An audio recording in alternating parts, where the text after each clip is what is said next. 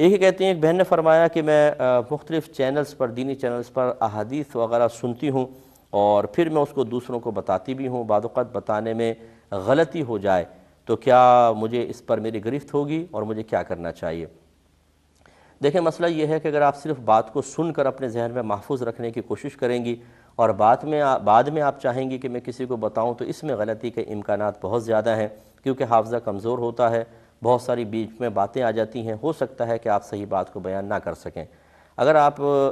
کوئی وائس کے اندر مطلب پیچھے وائس اوور جیسے چل رہی ہوتی ہے، تو آپ بہتر یہ ہے کہ موبائل میں اس کو ریکارڈ کر لیں، اور ہو قابل اعتماد جو بھی چیز بیان ہو رہی ہے، جو بیان کرنے والے ہیں وہ قابل اعتماد ہونے چاہیے، وہ آپ نوٹ کر لیں اور پھر اس کو یاد کر کے پھر آپ کسی کو سنائیں، یا جیسے واٹس ایپ وغیرہ پر ویڈیو وائس کلپ جیسے بھیجتے ہیں تو وہ آپ بھیج دیں، بہت اچھا ہے۔ لیکن یہ پہلے آپ اچھی طرح تحقیق کر لیں، کیونکہ ہر ٹی وی اسکرین پر چلنے والی چیز ہر چینل پر صحیح ہو یہ ضروری نہیں ہے۔ میں یہ بھی نہیں کہہ رہا ہوں کہ معاذ اللہ غلط ہے۔ دینی چینلز تو پھر بھی احتیاط کرتے ہیں، جو عام چینلز کے اوپر بعض اوقات چیزیں چلتی ہیں یا اس میں جو لوگ بیٹھے ہوتے ہیں،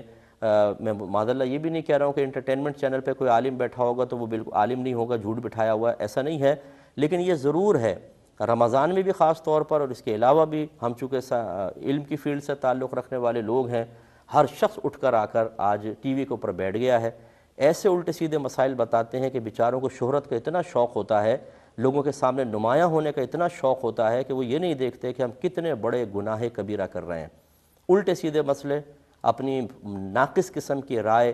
دین کی تعلیم کے ساتھ ملا کر اور اس کو دین بنا کر پیش کرنا اور اس میں لوگوں کے لیے گمراہی کے امکانات پیدا کرنا، اس میں کوئی فائدہ نہیں ہے۔ اب میں نام نہیں لے سکتا ہوں، میں وہ پروگرام نہیں بتا سکتا ہوں کہ جس میں اس قسم کے لوگ بیٹھتے ہیں کہ یہ قطعاً غیر مناسب ہوتا ہے، لیکن اگر کوئی ایسی میری بات سن رہے ہوں تو خدا را ذرا پہلے اپنی علمی حیثیت کو آپ کھنگال لیں۔ خالی میڈیا پر بیٹھ کر اگر آپ بولنے کی قدرت رکھتے ہیں تو بولنے کی مہارت کی وجہ سے دین نہیں آ جاتا، دین سیکھنے سے آتا ہے۔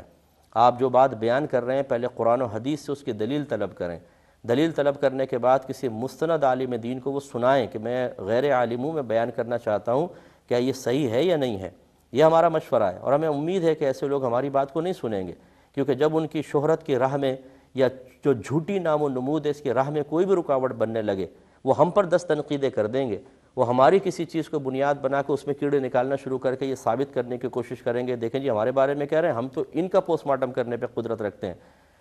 اور پھر وہ کریں گے وہی جو وہ کرنا چاہتے ہیں۔ لیکن ہمارا کام ہے سمجھانا۔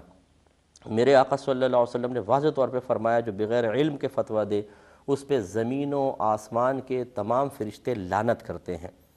یہ کوئی معمولی چیز تو نہیں ہے، یہ علم جو ہم آپ کو بتاتے ہیں مسائل، یہ کوئی معمولی چیز نہیں ہے، بہت مشکل کام ہوتا ہے، بہت ہی مشکل، ایک ایک چیز نپی تلی بولنی ہوتی ہے۔ یہ جو اہل علم ہمیں سنیں گے یا جو ہماری فیلڈ کے لوگ ہیں وہی جانتے ہیں، تو اس لیے ہم آپ کو سمجھا رہے ہیں کہ آپ بعض اوقات ٹی وی چینلز پہ ہم بیٹھ جاتے ہیں، ان کے سامنے جو کوئی بات بیان ہو رہی ہو ہم کہتے ہیں چونکہ دینی شخص سے صحیح کہہ رہا ہوگا، اس کو آگے پہنچاتے ہیں، اس میں احتیاط کریں، بڑے گڑبڑ کے امکانات ہیں۔